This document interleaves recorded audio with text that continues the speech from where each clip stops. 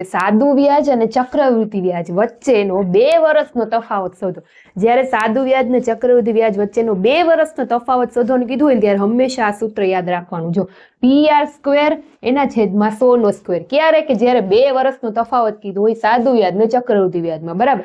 PR² ના છેદમાં 100 ના સ્ક્વેર. જો હવે એવો એક દાખલો ગણી, 10,000 નું 10% લેખે 2 વર્ષનું સાદું વ્યાજ અને ચક્રવૃદ્ધિ વ્યાજ વચ્ચેનો તફાવત શોધો. જો 2 વર્ષનું કીધું છે તો આ સૂત્ર આવશે, બરાબર. સૂત્ર લખી પેલા PR² એના છેદમાં 100 નો સ્ક્વેર.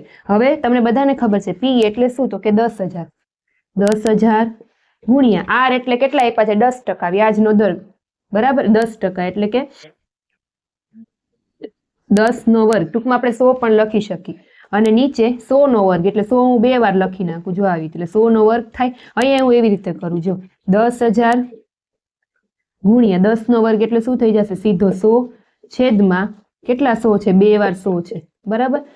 હવે છેદ ઉડાડો. એક વાર 100 ગયા, બીજી વાર 100 ગયા, અહીંયાથી 2 મીંડા ગયા, અહીંયાથી 2 મીંડા ગયા, વધ્યું શું? તો કે 100. ટૂંકમાં સાદો વ્યાજ અને ચક્રવૃદ્ધિ વ્યાજ વચ્ચેના 2 વર્ષનો તફાવત કેટલો મળ્યો આપણને? તો કે 100. આ રીતે જ્યારે 2 વર્ષનું પૂછ્યું ત્યારે આ સૂત્ર આવે. યાદ રાખજો. હજી પણ કઈ કન્ફ્યુઝન હોય તો કમેન્ટ કરજો. Thank you.